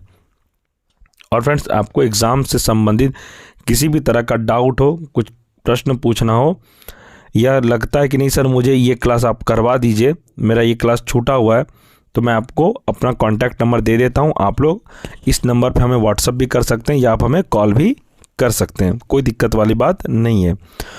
किसी भी संबंधित कोई आपका प्रश्न हो एग्ज़ाम से संबंधित, आप हमको इस नंबर पे कॉल कर सकते हैं। आप लोग नंबर नोट डाउन अवश्य करें, 9709427320। ये हमारा पर्सनल नंबर है 9709427320। ये नंबर आप नोट डाउन कर लें। आपको किसी भी तरह से एग्ज़ाम से संबंधित कोई प्रश्न पूछना हो, कोई डाउट हो क्लास से रिलेटेड या किसी भी TRE 4 से संबंधित कोई प्रश्न हो, आप हमें व्हाट्सअप या कॉल भी कर सकते हैं। और फ्रेंड्स आपको इस क्लास में क्या समझ में आया, क्या समझ में नहीं आया, आप कमेंट करके बताएंगे। अगर आपको ये क्लास अच्छा लगा तो वीडियो को लाइक कर दें और चैनल पर अगर कोई नए हैं तो चैनल को सब्सक्राइब कर दें, ताकि जितने भी मैं क्लास करवाऊँ इस चैनल पर TRE 4 से संबंधित आपको वीडियो सबसे पहले नोटिफिकेशन मिले। और फ्रेंड्स यह क्लास देखने के बाद मैं आपको यकीन दिलाता हूँ, अगर अच्छे से आप लोगों ने देखा होगा तो मैं यकीन दिलाता हूँ कि आपका एक भी प्रश्न एग्ज़ाम में नहीं छूटेगा। और आप प्रीवियस ईयर आप लगा के देखिएगा, आपका सारा प्रश्न बन जाएगा एग्ज़ाम में। और अभी आप प्रीवियस ईयर लगाइए जो TRE 3 में पूछा गया था, आपका एक भी प्रश्न नहीं छूटेगा, ये मेरा यकीन है। और मैं आपको बार बार कहता हूँ जो मैं कह रहा हूँ फ्रेंड्स, आप लोग अगर मेरे बात पर ट्रस्ट ना हो तो आप लोग खुद से एक बार पढ़ के प्रीवियस ईयर लगा के देख लीजिए। और फ्रेंड्स किसी भी तरह का कुछ प्रश्न पूछना हो तो आप कमेंट में भी अपना प्रश्न पूछ सकते हैं। इस वीडियो के कमेंट सेक्शन में आप लोग अपना प्रश्न रखें, मैं आपको रिप्लाई अवश्य दूंगा। और फ्रेंड्स चैनल पर मैंने बहुत सारा क्लास TRE 4 से संबंधित करा दिया है, अगर आप लोग नहीं देखें जो चैनल पर विजिट करें, चैनल पर प्लेलिस्ट बना हुआ है, आप लोग शुरू से क्लास चैप्टर वाइज देख सकते हैं। सारा क्लास मैंने NCERT आधारित ही करवाया है। और फ्रेंड्स मैं आगे भी क्लास आप लोगों को करवाता रहूँगा। और फ्रेंड्स अगर चैनल पे कोई नए हैं तो चैनल को सब्सक्राइब कर दें, वीडियो को लाइक अवश्य कर दें। और यह क्लास आप अपने दोस्तों में भी शेयर जरूर करें जो TRE 4 का तैयारी करें। आप अपने ग्रुप में भी इस वीडियो का लिंक शेयर कर दें, ताकि ज़्यादा से ज़्यादा लोगों के पास यह क्लास पहुँच सके।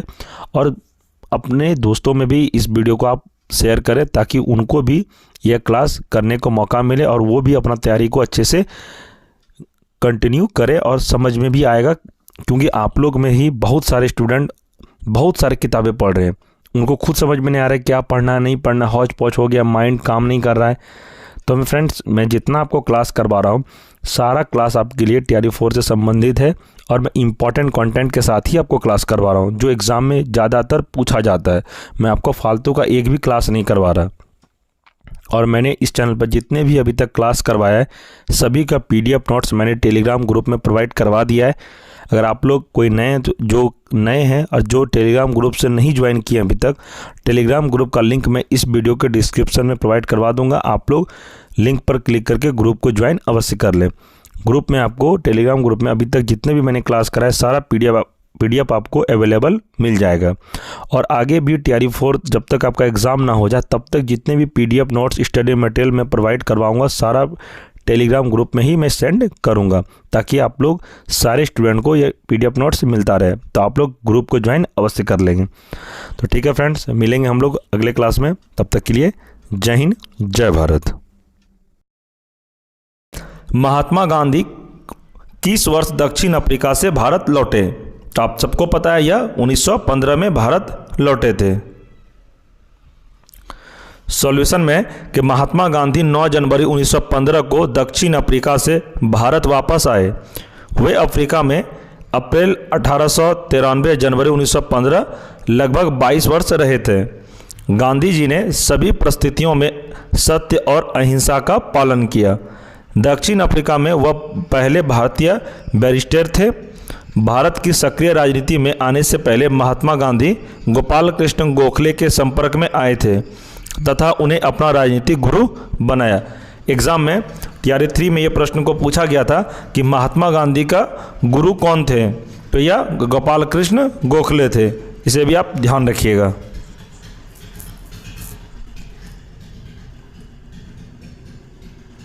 नेक्स्ट है, दक्षिण अफ्रीका से लौटने के पश्चात गांधी जी ने प्रथम सफल सत्याग्रह कहां आरंभ किया, तो इसका सही आंसर है चंपारण में।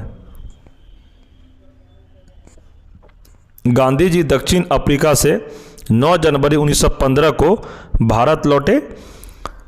इन्होंने अपना प्रथम सफल सत्याग्रह 1917 में बिहार के चंपारण जिले में किया। लखनऊ अधिवेशन 1916 में राजकुमार शुक्ल ने गांधी जी से चंपारण आने का आग्रह किया।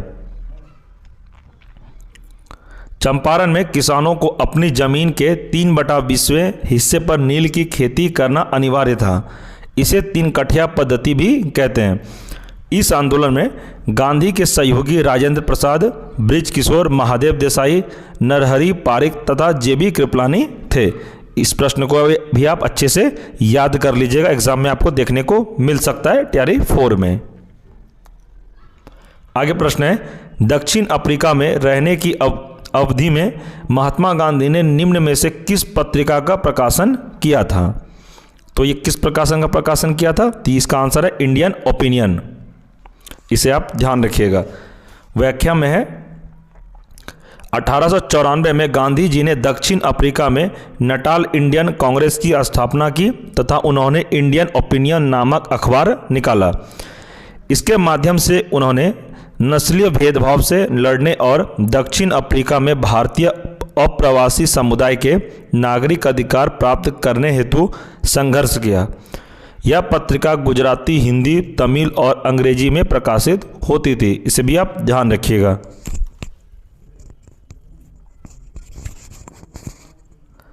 आगे प्रश्न है, महात्मा गांधी के नेतृत्व में किया गया प्रथम जन आंदोलन था, तो ये कौन सा था, तो इसका आंसर है असहयोग आंदोलन, ऑप्शन ए। व्याख्या में असहयोग आंदोलन गांधी जी के नेतृत्व में किया जाने वाला प्रथम जन आंदोलन माना जाता है। यह जलियांवाला बाग हत्याकांड एवं रॉलेट एक्ट के विरोध 1920-22 ईस्वी में चलाया गया था। पश्चिमी भारत, बंगाल तथा उत्तरी भारत में असहयोग आंदोलन को अभूतपूर्व सफलता मिली। इसे भी आप ध्यान रखिएगा। आगे प्रश्न है, चौरी चौरा कांड की वास्तविकता तिथि क्या थी, तो किस तिथि में चौरी चौरा कांड हुआ था, तो इसका आंसर है 5 फरवरी 1922। फ्रेंड्स, आपको एग्जाम में डेट और ईस्वी से रिलेटेड भी 2 से 3 प्रश्न देखने को मिल सकता है, इसलिए आप लोग डेट अच्छे से याद जरूर कर लीजिएगा और ये प्रश्न आपके लिए इंपॉर्टेंट हो सकता है। चौरी चौरा उत्तर प्रदेश में गोरखपुर के समीप एक कस्बा है, जहां 5 फरवरी 1922 को भारतीय क्रांतिकारियों ने ब्रिटिश सरकार की एक पुलिस चौकी को आग लगा दी, जिसमें 22 पुलिस कर्मचारियों की मृत्यु हो गई। इस घटना को चौरी चौरा घटना के नाम से जाना जाता है। इसके परिणाम स्वरूप 22 फरवरी 1922 को बारदोली में हुई कांग्रेस की बैठक में असहयोग आंदोलन को स्थगित करने का प्रस्ताव पारित किया। ध्यान रखिएगा इसको। आगे प्रश्न है, निम्नलिखित में से किसने 1920 के नागपुर के भारतीय राष्ट्रीय कांग्रेस के अधिवेशन में असहयोग आंदोलन के प्रस्ताव को प्रस्तावित किया था, तो इसका आंसर है ऑप्शन ए, CR दास ने।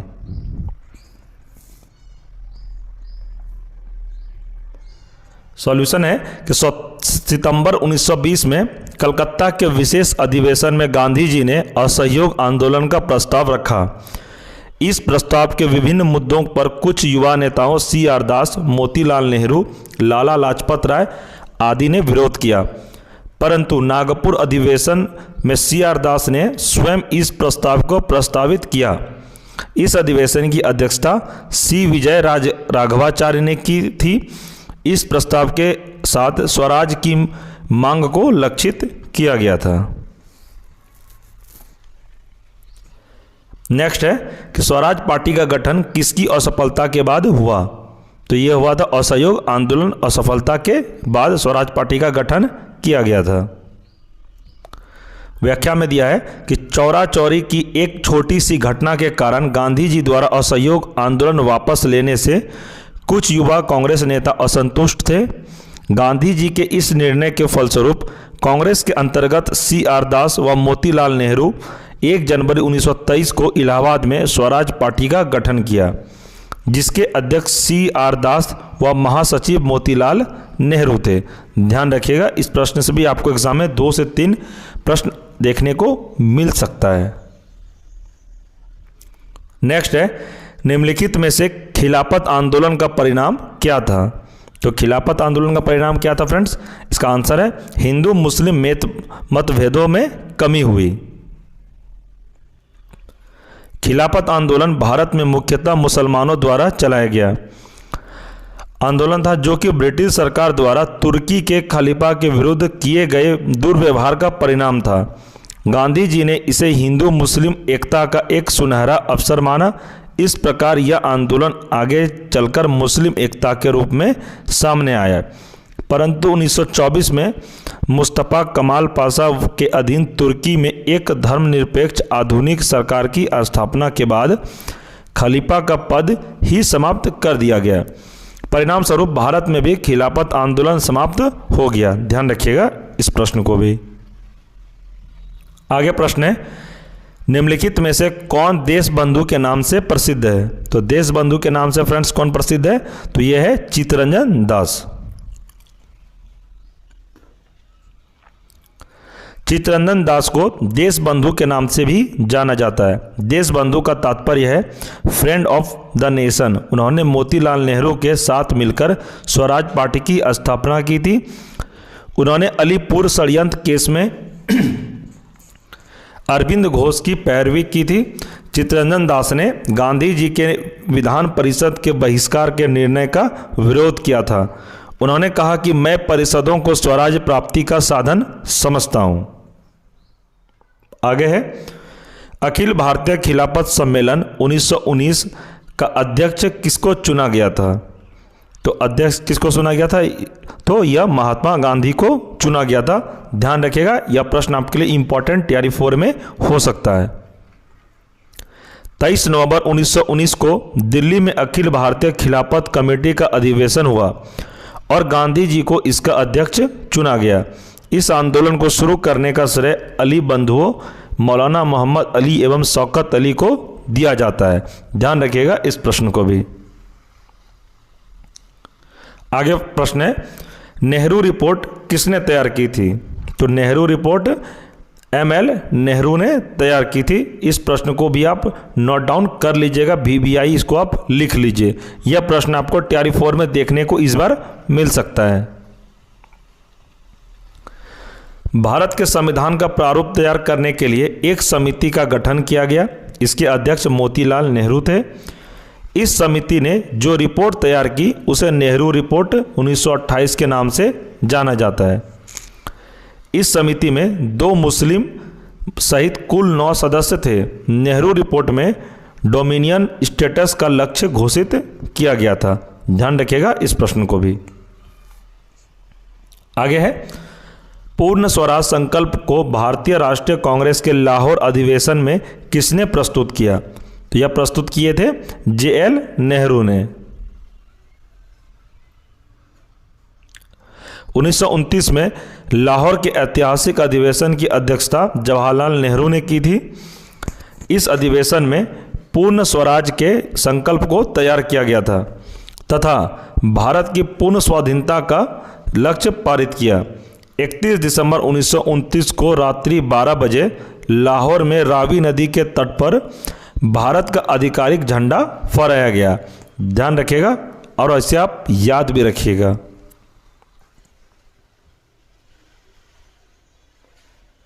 आगे प्रश्न है, गांधी इरविन समझौता मुख्य रूप से किस कारण हुआ? तो यह किस कारण हुआ था? तो गोलमेज सम्मेलन में कांग्रेस की भागीदारी सहज करने के लिए। 5 मार्च 1931 को गांधी जी व इरविन के मध्य एक समझौता हुआ। इसे दिल्ली पैक्ट के नाम से भी जाना जाता है। इसका प्रारूप हर्बर्ट इमर्सन ने तैयार किया था। इस समझौते के तहत कांग्रेस को सविनय अवज्ञा आंदोलन स्थगित करना पड़ा एवं कांग्रेस द्वितीय गोलमेज सम्मेलन 1931 में भाग लेने के लिए तैयार हो गई। फ्रेंड्स, आप जो ये MCQ क्लास कर रहे हैं, और मैं आपको एक रिक्वेस्ट जरूर करूंगा आप ही लोगों का भलाई के लिए, कि मैंने मॉडर्न हिस्ट्री का थ्योरी क्लास कंप्लीट पूरा 8.25 घंटे की करवा रखा है। एक वीडियो में पूरा आपको modern history NCERT based theory class मैं लिंक इस वीडियो के डिस्क्रिप्शन में प्रोवाइड करवा दूंगा। आप लोग पहले थ्योरी क्लास कर लीजिए, उसके बाद जब आप MCQ पढ़ेंगे तो आपको जरा सा भी डाउट रहेगा थ्योरी पढ़ने के बाद, तो MCQ क्लास करने के बाद आपका एक भी डाउट नहीं बचेगा, सारा आपका डाउट क्लियर हो जाएगा। तो फ्रेंड्स, आप लोग मॉडर्न हिस्ट्री का थ्योरी क्लास बिल्कुल भी मिस ना करें। मैंने 8.25 घंटे की क्लास कंप्लीट करवा दिया। अगर आप मॉडर्न हिस्ट्री का क्लास देख लेते हैं पूरा 8.25 घंटे की, तो मैं आपको यकीन दिलाता हूं इसके बाद आपको किसी और का क्लास करने का भी जरूरत नहीं पड़ेगा। उसमें मैंने 32 से 34 चैप्टर को कवर किया NCERT का।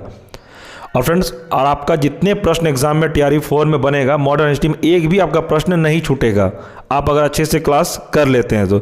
मैं उस क्लास का डिस्क्रिप्शन में लिंक प्रोवाइड करवा दिया हूं, आप लोग लिंक पर क्लिक करके मॉडर्न हिस्ट्री का क्लास जरूर करें। चलिए आगे प्रश्न है, क्रांतिकारियों के एक गुप्त संगठन अभिनव भारत का गठन किसने किया था? तो यह किए थे VD सावरकर ने। VD सावरकर विनायक दामोदर सावरकर द्वारा 1902 में स्थापित मेला यानी कि मित्र मेला ही 1904 में एक गुप्त सभा अभिनव भारत में परिवर्तित हो गई। यह संगठन गुप्त रोग से क्रांतिकारी गतिविधियों का संचालन करता था। VD सावरकर पर लाहौर षड्यंत्र का मुकदमा भी चलाया गया था। ध्यान रखिएगा इसको।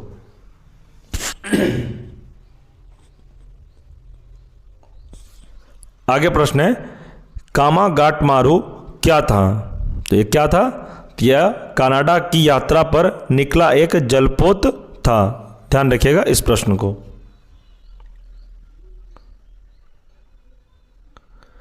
उन्नीस 1913 में कनाडा सर्वोच्च न्यायालय ने एक निर्णय के अंतर्गत ऐसे 35 भारतीयों को कनाडा आने की अनुमति प्रदान कर दी जो सीधे भारत से न आए हो।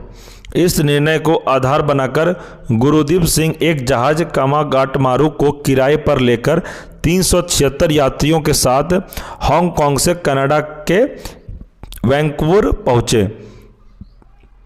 ब्रिटिश सरकार के दबाव के कारण इस जहाज को कनाडा में प्रवेश करने पर प्रतिबंध लगा दिया गया।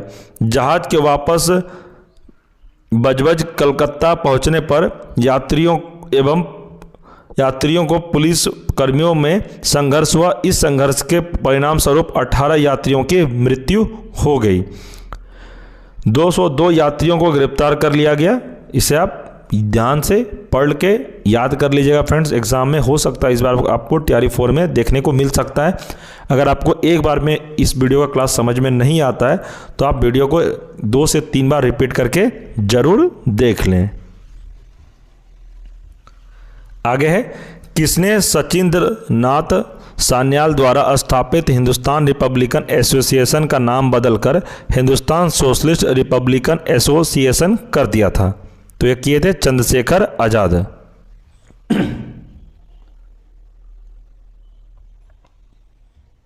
आगे प्रश्न है, युगांतर पार्टी का नेतृत्व किसने किया था? तो युगांतर पार्टी का नेतृत्व किया था जतीन्द्र नाथ मुखर्जी ने। ध्यान रखिएगा इस प्रश्न को भी। जतीन्द्र नाथ मुखर्जी बंगाल के क्रांतिकारी थे। उन्हें बाघा जतीन के नाम से भी जाना जाता था। वे युगांतर अनुशीलन समिति तथा गदर पार्टी जैसे क्रांतिकारी पार्टियों के सदस्य थे।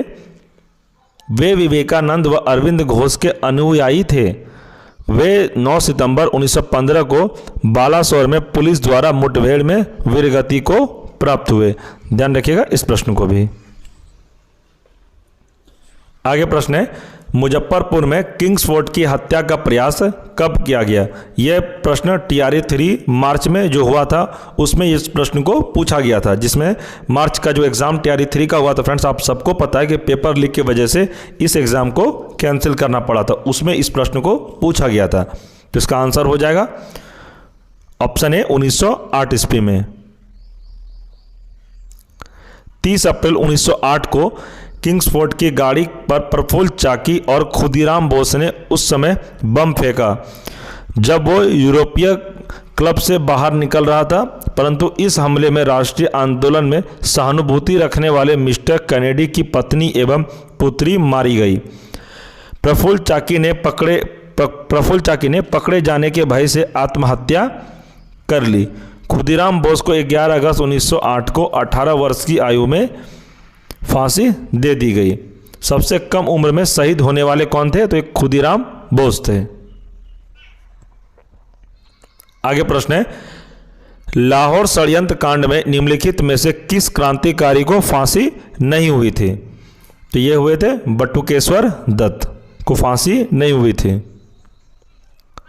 लाहौर षड्यंत्र केस के तहत गवर्नर जनरल द्वारा गठित विशेष ट्रिब्यूनल ने 14 फरवरी 1931 को भगत सिंह, राजगुरु और सुखदेव को फांसी की सजा सुनाई तथा 23 मार्च 1931 को इनको फांसी दे दी गई, जबकि बटुकेश्वर दत्त को काला पानी की सजा देकर सेलुलर जेल भेज दिया गया। आगे प्रश्न है, स्वतंत्रता आंदोलन के क्रांतिकारी आतंकवादियों का पहला महत्वपूर्ण साहसिक कार्य बर्रा डकैती का स्थान कहाँ था? तो ये थे पूर्वी बंगाल में। आगे प्रश्न है, धन की व्यवस्था करने के लिए 1908 में पूर्वी बंगाल में बर्रा डकैती कांड को पुलिस बिहारी दास ने अंजाम दिया। इन्होंने भारत की स्वतंत्रता के लिए ढाका अनुशीलन समिति नामक क्रांतिकारी संगठन की स्थापना की थी। आगे प्रश्न है, वारेंद्र कुमार घोष के क्रियाकलापों ने एक गुप्त क्रांतिकारी संगठन को बंगाल में जन्म दिया। तो उसका सही आंसर क्या हो जाएगा? अनुशीलन समिति। अनुशीलन समिति एक क्रांतिकारी संगठन था।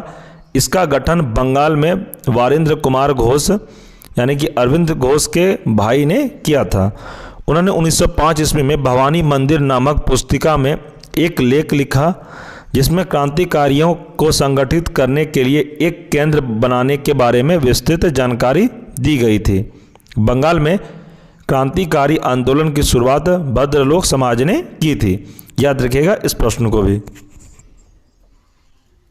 आगे प्रश्न है, निम्नलिखित सत्याग्रहों में से किसका नेतृत्व महात्मा गांधी ने नहीं किया था? ये नहीं वाला प्रश्न एग्जाम में आप लोग अच्छे से पहले पढ़ लीजिएगा तभी आंसर लगाइएगा, क्योंकि ये नहीं वाला जो प्रश्न होता है फ्रेंड्स, बहुत सारे स्टूडेंट ये नहीं को नहीं पढ़ पाते हैं, उसके बाद एग्जाम का आंसर कुछ और होना चाहिए, आंसर कुछ और लग जाता है।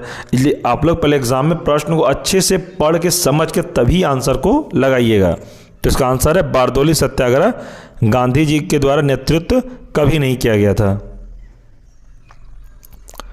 गांधी जी ने खेड़ा सत्याग्रह, सविनय अवज्ञा आंदोलन, भारत छोड़ो आंदोलन का नेतृत्व किया, जबकि गुजरात में स्थित बारदोली के किसानों ने सरकार द्वारा बढ़ाए गए लगभग 30% कर के विरोध में सरदार वल्लभ भाई पटेल के नेतृत्व में सत्याग्रह किया था। ध्यान रखिएगा इस प्रश्न को भी। ये जो बारदोली सत्याग्रह सरदार वल्लभ भाई पटेल वाला जो प्रश्न है ये TRE 1 में पूछा गया प्रश्न था, इसलिए मैं कहता हूँ कि TRE 4 में भी ये प्रश्न देखने को मिल सकता है, तो इसे भी आप अच्छे से नोट डाउन करके याद कर लीजिएगा। आगे प्रश्न है, निम्नलिखित में से किस सत्याग्रह आंदोलन में गांधी जी ने प्रत्यक्ष रूप से भाग नहीं लिया? तो प्रत्यक्ष रूप से भाग नहीं लिया, ये क्या थे? तो वाय कॉम सत्याग्रह। वैकोम सत्याग्रह, त्रावणकोर, केरल में निम्न जातियों के मंदिर प्रवेश एवं मंदिर के निकट निर्मित सड़कों के उपयोग को लेकर हुआ था। गांधी जी ने वैकोम सत्याग्रह में प्रत्यक्ष रूप से भाग नहीं लिया, जबकि खेड़ा सत्याग्रह 1908, राजकोट सत्याग्रह तथा असहयोग आंदोलन 1920 का नेतृत्व स्वयं गांधी जी ने किया था। इसलिए इस प्रश्न को भी आप ध्यान रखिएगा। आगे प्रश्न है, जिया तरंग आंदोलन कहाँ प्रारंभ हुआ? तो यह हुआ मणिपुर में। जिया तरंग आंदोलन सविनय अवज्ञा आंदोलन के दौरान मणिपुर में प्रारंभ हुआ। इस आंदोलन में जनजातियों की सक्रिय भागीदारी थी। इस आंदोलन के नेता या जदो नांग को सरकार ने 29 अगस्त 1931 को फांसी की सजा दे दी। उसके पश्चात इस आंदोलन का नेतृत्व नागा जनजाति की महिला गाइडिन लियू ने किया। जवाहरलाल नेहरू ने गाइडिन लियू को रानी की उपाधि दी। आगे है, नमक सत्याग्रह के समय गांधी जी के गिरफ्तार हो जाने के पश्चात आंदोलन के नेता के रूप में उनका स्थान किसने लिया? तो उनका स्थान लिए थे अब्बास तैयब जी। नमक सत्याग्रह के समय गांधी जी की गिरफ्तारी के तत्पश्चात इस आंदोलन का नेतृत्व अब्बास तैयब जी, गुजरात के ग्रैंड ओल्डमैन ने किया। नमक सत्याग्रह में गांधी जी की गिरफ्तारी सोलापुर में हुई थी, इसलिए इसको भी याद रखिएगा। आगे प्रश्न है, आचार्य विनोबा भावे किस आंदोलन में भाग लेने के लिए पहली बार गिरफ्तार हुए थे? तो ये हुए थे सविनय अवज्ञा आंदोलन में। आगे देखते हैं, आचार्य विनोबा भावे ने गांधी जी द्वारा संचालित विभिन्न आंदोलनों में भाग लिया था। 1930 में वे सविनय अवज्ञा आंदोलन में भाग लेने के दौरान पहली बार गिरफ्तार हुए। 1940 ईस्वी में व्यक्तिगत सविनय अवज्ञा आंदोलन प्रारंभ हुआ, जिसके प्रथम सत्याग्रही विनोबा भावे थे। इनका प्रमुख आंदोलन भूदान आंदोलन था। आगे प्रश्न है, निम्नलिखित में से किस गोलमेज सम्मेलन में भारतीय राष्ट्रीय कांग्रेस के प्रतिनिधि के रूप में गांधी जी ने प्रथम बार भाग लिया था? तो ये लिए थे द्वितीय गोलमेज सम्मेलन में गांधी जी ने कांग्रेस की तरफ से भाग लिया था।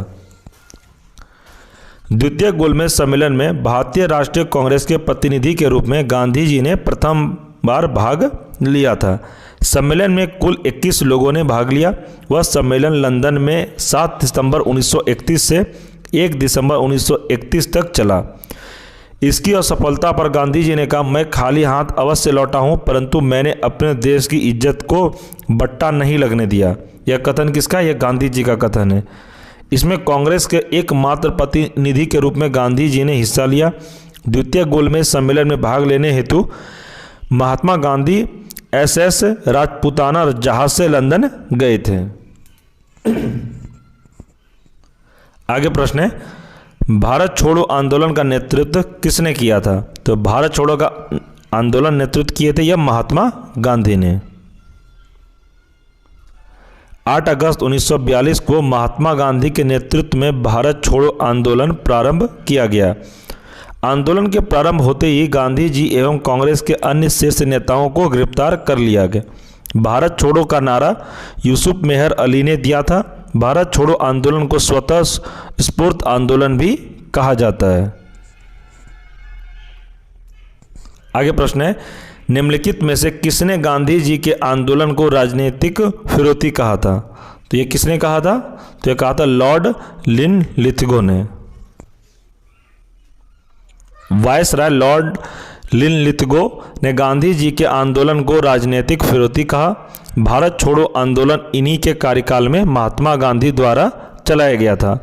गांधी जी ने कांग्रेस द्वारा उनके प्रस्ताव को न स्वीकार किए जाने की स्थिति में चुनौती देते हुए कहा कि मैं देश की बालू से ही कांग्रेस से बड़ा आंदोलन खड़ा कर दूंगा। आगे प्रश्न है, 14 जुलाई 1942 को कांग्रेस कार्य समिति द्वारा भारत छोड़ो आंदोलन का प्रस्ताव कहाँ पारित हुआ? तो यह पारित हुआ था कहाँ पर? तो वर्धा में पारित हुआ था। 14 जुलाई 1942 को कांग्रेस कार्य समिति की बैठक वर्धा में संपन्न हुई। यहीं पर कांग्रेस कार्य समिति द्वारा अंग्रेजों द्वारा भारत छोड़ो प्रस्तावित पारित किया गया। इसे वर्धा प्रस्ताव भी कहा जाता है। आंदोलन के दौरान 8 अगस्त 1942 को अखिल भारतीय कांग्रेस की बैठक बंबई में ग्वालियर टैंक मैदान में हुई। अंततः गांधी जी के भारत छोड़ो प्रस्ताव को कांग्रेस कार्य समिति ने कुछ संशोधनों के द्वारा 8 अगस्त 1942 को स्वीकार कर लिया। आगे देखते हैं।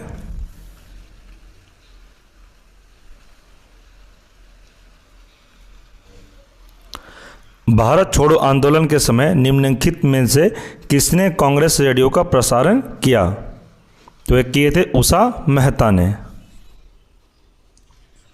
उषा मेहता ने भारत छोड़ो आंदोलन के दौरान अपने सहयोगियों के साथ बंबई में 14 अगस्त 1942 में को खुफिया कांग्रेस के रेडियो का प्रारंभ किया था। इस खुफिया रेडियो को डॉक्टर राम मनोहर लोहिया, अच्युत पटवर्धन सहित कई प्रमुख नेताओं ने सहयोग प्रदान किया। आगे प्रश्न है, अमेरिकी पत्रकार जो महात्मा गांधी के भारत छोड़ो आंदोलन के दौरान उनके साथ था, उनका क्या नाम था? तो उनका नाम था लुई फिशर।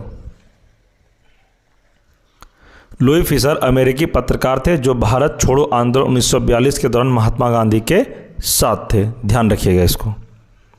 आगे है, निम्न में से किसने कहा था अच्छा शासन स्वशासन का स्थापन नहीं है? तो यह कहा था स्वामी दयानंद ने।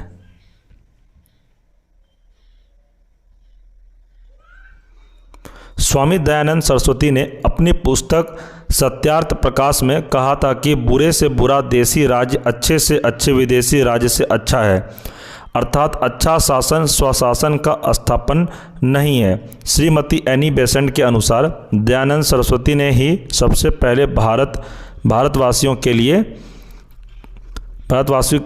का नारा दिया। ध्यान रखिएगा इस प्रश्न को भी।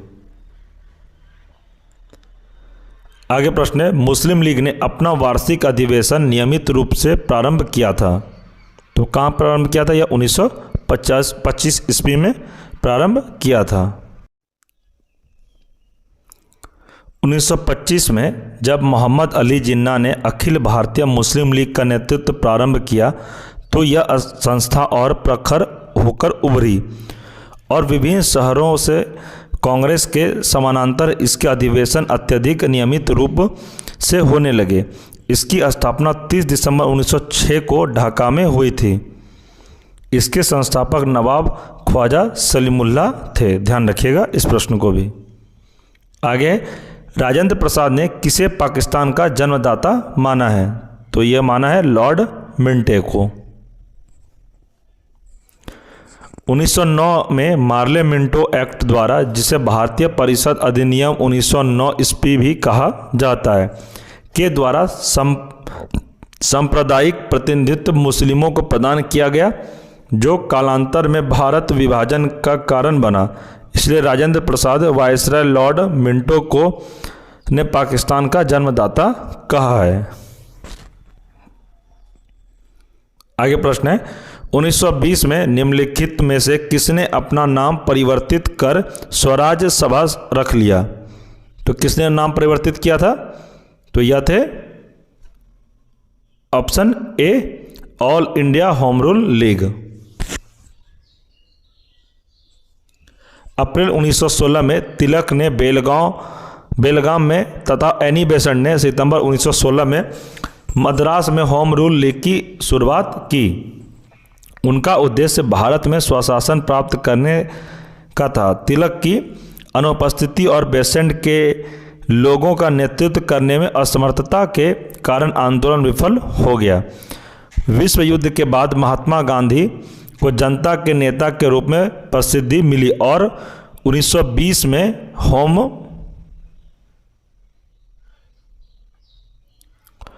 रूल लीग का कांग्रेस गठन में विलय हो गया और all India home rule league ने अपना नाम परिवर्तित कर स्वराज सभा रख लिया। इसलिए इस प्रश्न भी आपके लिए इंपॉर्टेंट हो सकता है, इसलिए आप लोग इसको नोट डाउन जरूर कर लें। आगे प्रश्न है, महात्मा गांधी से संबंध निम्नलिखित आश्रमों में कौन सबसे पुराना है? तो कौन सबसे पुराना है? इसका सही आंसर हो जाएगा option B, Phoenix. Mahatma Gandhi ने 1904 में डरबन, दक्षिण अफ्रीका में फिनिक्स आश्रम की स्थापना एक समाजवादी पद्धति में सहकारी संस्था के रूप में की थी। यह महात्मा गांधी से संबंधित आश्रमों में सबसे पुराना आश्रम है। इसका उद्देश्य प्रत्येक सदस्यों को दी गई 3 एकड़ भूमि पर खेती करना और अनुपस्थिति भूस्वामियों के एक नए वर्ग के उद्भव को रोकना था। इसलिए इसे भी आप ध्यान रखिएगा। आगे प्रश्न है, चंपारण कृषि जांच समिति का सदस्य निम्नलिखित में से कौन सा नहीं था? तो कौन नहीं था? तो याद है अनुग्रह नारायण।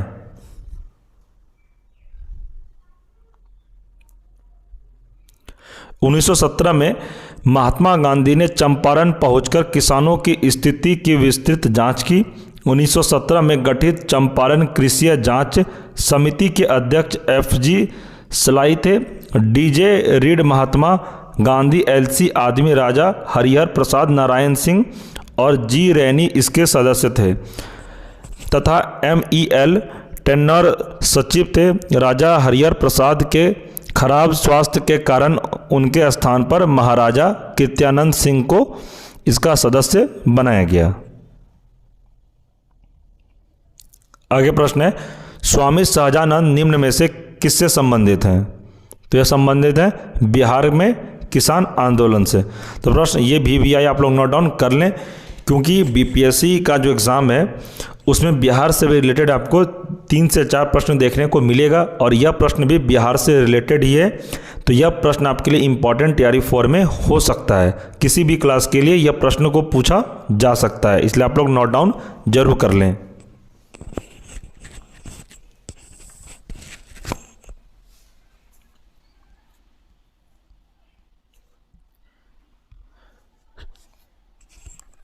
स्वामी सहजानंद सरस्वती भारत के राष्ट्रवादी और किसान नेता थे। इन्होंने 1929 में बिहार प्रांतीय किसान सभा की स्थापना की और 1936 में भारतीय राष्ट्रीय कांग्रेस के लखनऊ सत्र में अखिल भारतीय किसान सभा की नींव रखी। वह इसके पहले अध्यक्ष बने थे।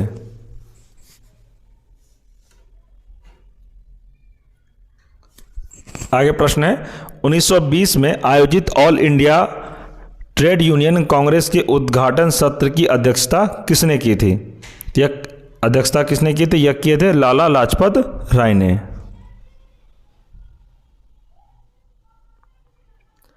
उन्नीस 1920 में एटक का गठन किया गया और लाला लाजपत राय इसके पहले निर्वाचित अध्यक्ष बने। उनके समर्थन के कारण 1926 में ट्रेड यूनियन एक्ट पारित किया गया। 1931 में ट्रेड यूनियन का विभाजन हो गया और कांग्रेस के समाजवादी विचारधारा वाले नेता मजदूरों के हित के लिए आगे आए थे।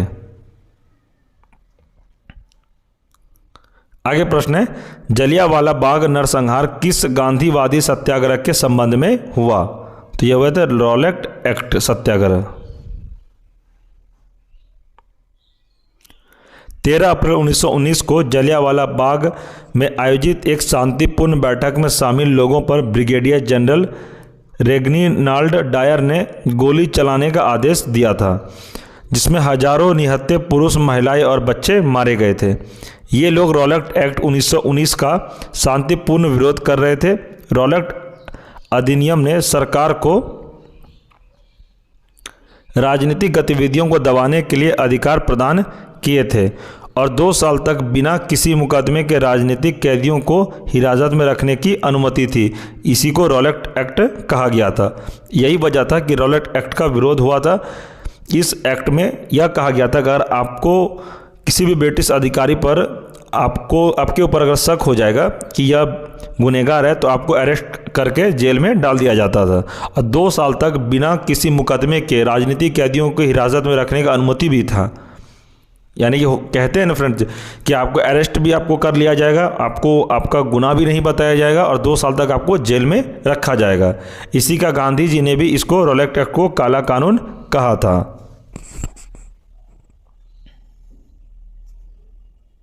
आगे प्रश्न है, निम्नलिखित में से किस एक ने खिलाफत आंदोलन के दौरान हाजी कुल मुल्क की पदवी त्याग दी थी? तो किसने त्यागी थी?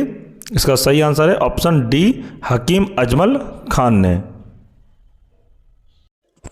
आगे प्रश्न देखते हैं। 1921 का मोपला आंदोलन शाखा थी, तो किस चीज की शाखा थी ये? तो खिलाफत आंदोलन की। केरल प्रांत के मालाबार जिले के मोपला काश्तकारों के आंदोलन मुख्यतः लगान एवं बेदखली को लेकर थे। दूसरी ओर वहां खिलाफत आंदोलन भी अपनी जड़ें जमाता जा रहा था। हालत ये हो गए कि खिलाफत आंदोलन एवं काश्तकारों की बैठक में फ़र्क करना मुश्किल हो गया था। इस तरह दोनों आंदोलन एक दूसरे में समा गए।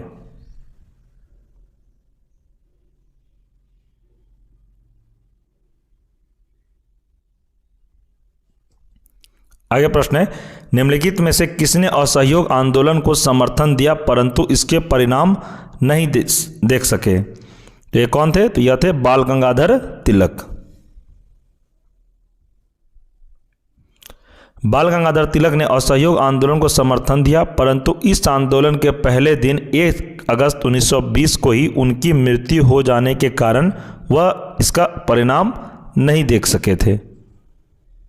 आगे बढ़ते हैं। प्रश्न है, 1921 से 1922 के असहयोग आंदोलन का मुख्य प्रतिफल क्या था? तो यह थे हिंदू मुस्लिम एकता। असहयोग आंदोलन अपने घोषित उद्देश्यों में आंशिक रूप से ही सफल रहा परंतु अपने रचनात्मक कार्यों में इसे अपार सफलता मिली। इसने कांग्रेस को नई दिशा प्रदान की, साम्राज्यवाद पर आघात किया, पूरे देश में राष्ट्र प्रेम और देश प्रेम के प्रति बलिदान की भावना का प्रसार किया। हिंदू मुस्लिम एकता अपने चरम पर थी, इसे भी आप ध्यान रखिएगा। आगे प्रश्न है, कांग्रेस ने कब पहली बार भारत की स्वतंत्रता का प्रस्ताव पारित किया था? तो यह किया 1929 को। कांग्रेस के कलकत्ता अधिवेशन में ब्रिटिश सरकार को यह अल्टीमेटम दिया गया कि वह 1 वर्ष में नेहरू रिपोर्ट स्वीकार कर ले या कांग्रेस द्वारा प्रारंभ किए जाने वाले जन आंदोलन का सामना करे। सरकार द्वारा कोई निश्चित उत्तर न मिलने की स्थिति में दिसंबर 1929 में पंडित जवाहरलाल नेहरू की अध्यक्षता में कांग्रेस का ऐतिहासिक लाहौर अधिवेशन हुआ, जिसमें संबंधित प्रस्ताव पारित होने के बाद पंडित जवाहरलाल नेहरू ने पूर्ण स्वराज का लक्ष्य घोषित किया। कांग्रेस कार्य समिति द्वारा 2 जनवरी 1930 की अपनी बैठक में यह निर्णय लिया गया कि 26 जनवरी 1930 का दिन पूर्ण स्वराज दिवस के रूप में मनाया जाएगा तथा प्रति वर्ष 26 जनवरी को पूर्ण स्वाधीनता दिवस के रूप में मनाया जाएगा। इस प्रश्न को आप अच्छे से पढ़ के याद जरूर कर लीजिएगा। आगे प्रश्न है, नमक सत्याग्रह के समय गांधी जी के गिरफ्तार हो जाने के बाद आंदोलन नेता के रूप में उनका स्थान किसने लिया? इसका सही आंसर है अब्बास तैयब जी ने। गांधी जी ने अपने सहयोगियों के साथ साबरमती आश्रम से 241 मील दूर समुद्र तट पर बसे दांडी गांव 5 अप्रैल 1930 को पहुंचे तथा 6 अप्रैल 1930 को उन्होंने एक मुट्ठी नमक हाथ में लेकर नमक कानून का उल्लंघन किया। इस सत्याग्रह में गांधी जी की गिरफ्तारी सोलापुर में हुई। तत्पश्चात आंदोलन का नेतृत्व अब्बास तैयब जी के हाथों में आ गया। इस आंदोलन में स्त्रियों ने भी अपनी भागीदारी दी थी।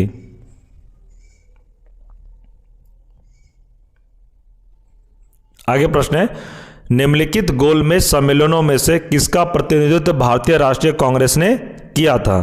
तो बताइए, इसका सही आंसर है द्वितीय गोलमेज सम्मेलन। प्रथम गोलमेज सम्मेलन 12 नवंबर 1930 से 19 जनवरी 1931 तक लंदन में आयोजित किया गया, किंतु कांग्रेस इसमें सम्मिलित नहीं हुई। दूसरा गोलमेज सम्मेलन लंदन में 7 सितंबर 1931 से 1 दिसंबर 1931 तक चला। इसमें कांग्रेस के एकमात्र प्रतिनिधि के रूप में गांधी जी ने हिस्सा लिया। तीसरा गोलमेज सम्मेलन 17 नवंबर 1932 से 24 दिसंबर 1932 तक कांग्रेस ने इस सम्मेलन का बहिष्कार किया था।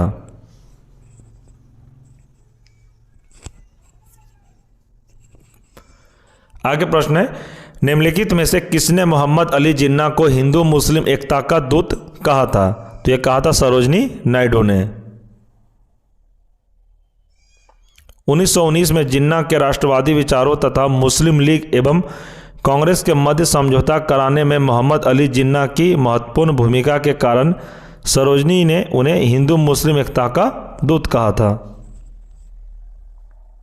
आगे प्रश्न है, ऑपरेशन रूबिकॉन वह कूट शब्द था जिसे भारत में ब्रिटिश सरकार द्वारा निम्नलिखित में से किस संदर्भ में प्रयोग में लाया जाना था?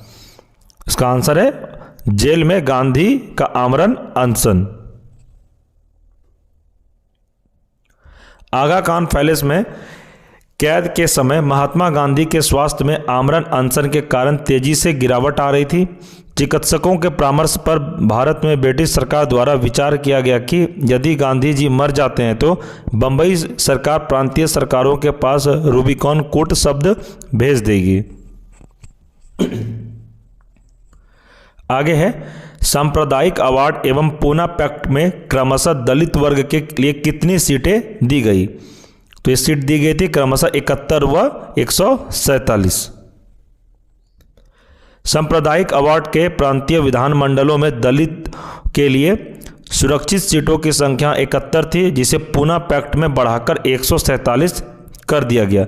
साथ ही केंद्रीय विधानमंडल में सामान्य वर्ग की सीटों में से 18% सीटें दलित वर्गों के लिए आरक्षित की गई।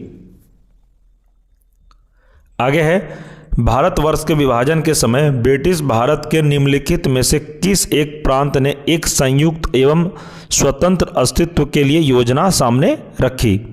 इसका आंसर है पंजाब। भारत विभाजन के दौरान पंजाब राज्य ने एक संयुक्त एवं स्वतंत्र अस्तित्व की योजना प्रस्तुत की, किंतु सरदार पटेल के प्रयासों से उस मंसूबों पर पानी फिर गया। पूर्वी पंजाब पटियाला तथा पहाड़ी राज्यों का एक संघ बनाया गया, जिसे पेप्सू कहा गया। तो फ्रेंड्स, पूरा मॉडर्न हिस्ट्री आपका इस वीडियो के साथ कंप्लीट हो गया। अगर इससे पहले अगर आप लोगों ने और सब क्लास नहीं देखा है तो सभी क्लास प्लेलिस्ट पर भी अपलोड कर दिया गया है।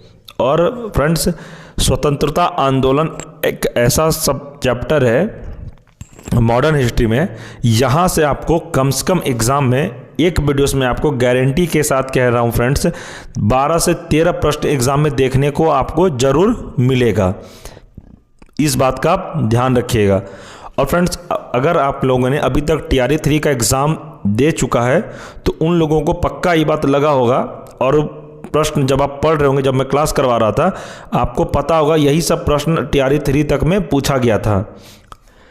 अगर आप पूरा क्लास अच्छे से देख लेते हैं, उसके बाद अभी तक TRE 3 तक जितने भी एग्ज़ाम हुई है आपका प्रीवियस ईयर निकालिए और प्रैक्टिस सेट लगाइए, आपको हमारे क्लास से ज़्यादातर प्रश्न देखने को मिलेगा। क्योंकि फ्रेंड्स, मैं जितने भी आपको क्लास करवा रहा हूँ सभी NCERT के ही क्लास करवा रहा हूँ, और आपके एग्ज़ाम के लिए बहुत ही महत्वपूर्ण होगा TRE 4 के लिए। और फ्रेंड्स, अगर आपने मॉडर्न हिस्ट्री का क्लास नहीं देखा है, जो मैंने मैराथन क्लास कंप्लीट करवाया 9.25 घंटे की क्लास, तो आप लोग ज़रूर देख लें। मैं इस वीडियो के डिस्क्रिप्शन में लिंक प्रोवाइड करवा दिया हूँ।